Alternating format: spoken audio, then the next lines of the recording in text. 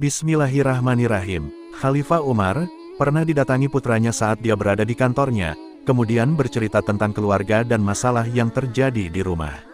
Seketika itu Umar mematikan lampu ruangan, dan si anak bertanya, sebab apa ayah mematikan lampu sehingga hanya berbicara dalam ruangan yang gelap? Dengan sederhana sang ayah menjawab, bahwa lampu yang kita gunakan ini adalah amanah dari rakyat, yang hanya dipergunakan untuk kepentingan pemerintahan bukan urusan keluarga. Umar bin Khattab adalah khalifah kedua sesudah Abu Bakar, termasuk salah seorang yang sangat dikasihi oleh Rasulullah semasa hidupnya. Sebelum memeluk Islam, Umar merupakan musuh yang paling ditakuti oleh kaum muslimin. Namun semenjak ia bersyahadat di hadapan Rasulullah, ia menjadi salah satu benteng Islam yang mampu menyurutkan perlawanan kaum Quraisy terhadap diri Nabi dan sahabatnya. Pada zaman kekhalifahannya, Islam berkembang luas dari timur hingga ke barat. Kerajaan Persia dan Romawi Timur ditaklukkan dalam waktu hanya 1 tahun.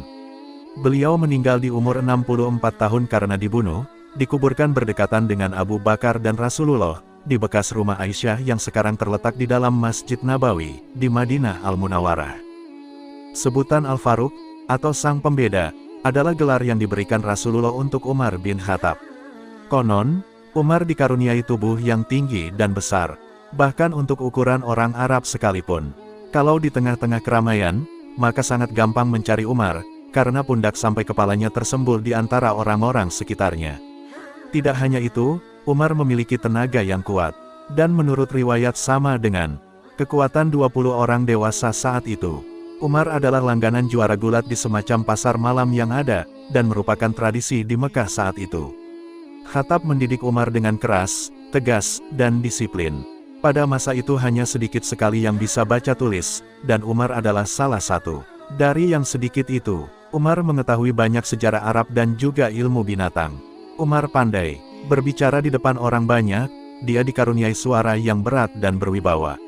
Ini menggambarkan bahwa Umar adalah anak Quraisy yang cerdas.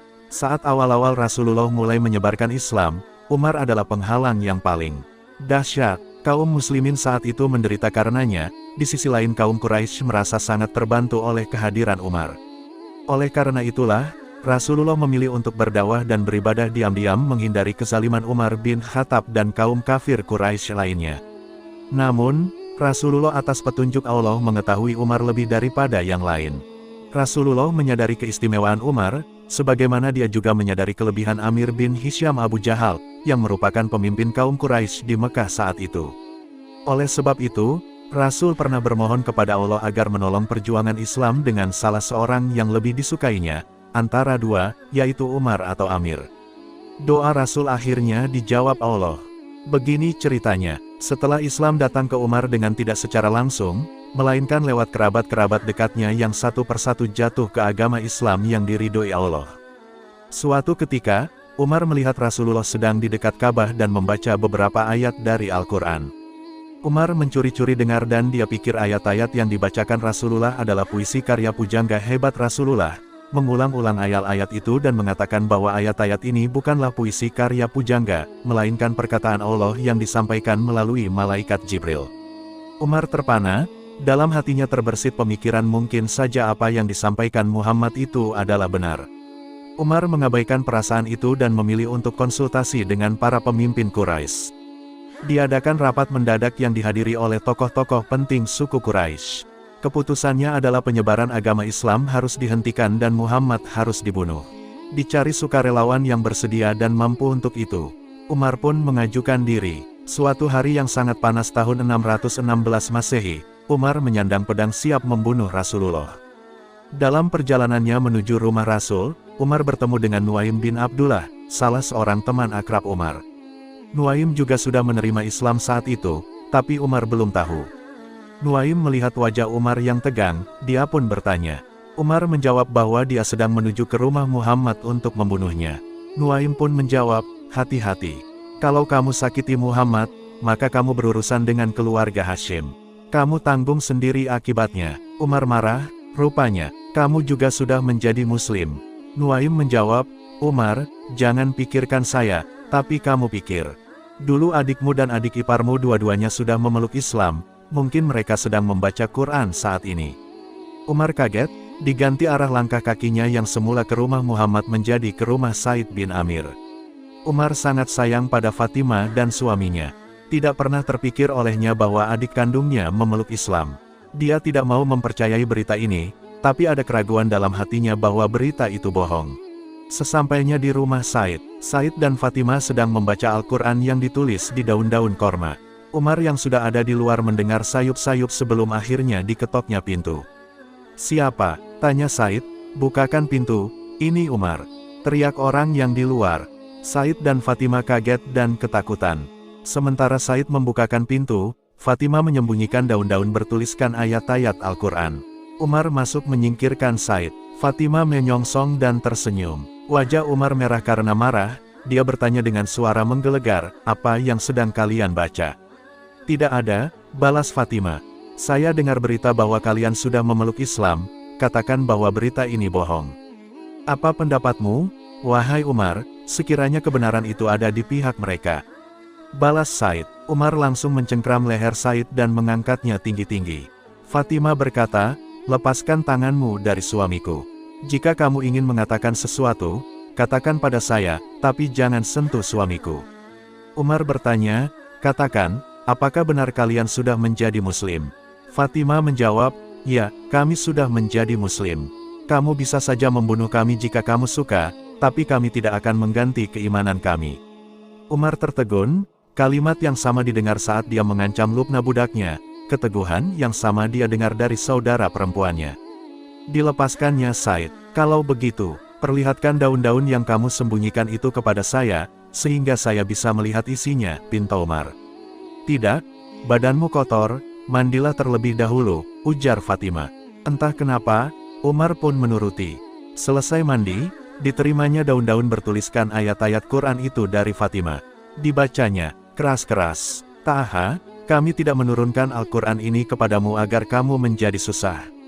Tetapi sebagai peringatan bagi orang yang takut kepada Allah, yaitu diturunkan dari Allah yang menciptakan bumi dan langit yang tinggi yaitu Tuhan yang Maha Pemurah yang bersemayam di atas arsy. Kepunyaannya lah semua yang ada di langit dan di bumi, semua yang di antara keduanya dan semua yang di bawah tanah.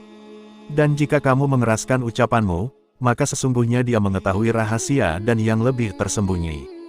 Dialah Allah, tidak ada Tuhan yang berhak disembah melainkan Dia. Dia mempunyai nama-nama yang baik, Asmaul Husna." Dibaca surat itu berkali-kali sampai dia jatuh tersungkur. Dia merasa ayat-ayat itu ditujukan khusus untuk dia, dengan Taha merujuk kepada seorang kafir Umar. Umar tiba-tiba merasakan ketakutannya pada Allah, hatinya berbisik, "Wahai Umar, sampai kapan kamu akan tetap mengingkari jalan yang kamu sendiri mengetahui kebenarannya? Apakah belum datang waktu bagimu untuk melihat kebenaran?" Umar bangkit dan berkata kepada Said dan Fatimah, "Saya tadi datang sebagai musuh Islam. Sekarang saya akan pergi sebagai sahabat Islam. Pedang ini tadinya untuk membunuh Muhammad, sekarang saya sarungkan. Tunjukkan kepada saya, di mana Muhammad sekarang berada. Saya hendak menemuinya." "Allahu Akbar," tangis Said dan Fatimah. Umar bergegas melangkahkan kakinya ke rumah Arkam, seorang sahabat yang rumahnya sering dipakai Rasul untuk berkumpul dengan muslim yang lain. Umar mengetok pintu. "Siapa?" tanya seseorang dari dalam. "Umar bin Khattab," jawabnya dengan lantang. Orang-orang yang berkumpul di dalam heboh. "Umar datang. Umar datang, apa yang akan terjadi gerangan?" Seseorang mengintip keluar, dilihatnya Umar dengan pedang tersandang di pinggangnya. Dia pun enggan membuka pintu. Hamzah, paman Muhammad, berkata, "Bukakan pintu, jika dia datang dengan maksud baik, kita terima. Kalau dia ingin membuat huru-hara, saya percaya kita bisa mengalahkannya bersama-sama." Pintu dibuka, Umar masuk. "Hai Umar, apa perkara yang membawamu ke sini?" tanya Hamzah. Para muslim yang lain bersiap-siap mencabut pedang kalau Umar tiba-tiba membuat keonaran. Mendengar keributan, Rasulullah keluar dari biliknya dan berkata, "Jangan ganggu dia, biarkan dia maju." Umar maju menghampiri Rasulullah. Dan Rasulullah pun bertanya, "Wahai Umar, sampai kapan kamu akan tetap mengingkari jalan yang kamu sendiri mengetahui kebenarannya? Apakah belum datang waktu bagimu untuk melihat kebenaran?" "Benarlah waktu sudah datang bagi saya untuk melihat kebenaran. Saya datang ke sini untuk mengikrarkan keimananku dalam Islam," jawab Umar. Rasulullah menggenggam tangannya. Umar berkata dengan suara yang bergetar, "Saya bersaksi tiada Tuhan selain Allah, dan Muhammad adalah utusannya, dan Umar pun menjadi orang ke-40 yang masuk Islam. Kaum muslimin yang hadir dalam majelis saat itu heboh, Allahu Akbar bergema di setiap pojok ruangan. Kegembiraan tidak hanya dimiliki kaum muslim saja.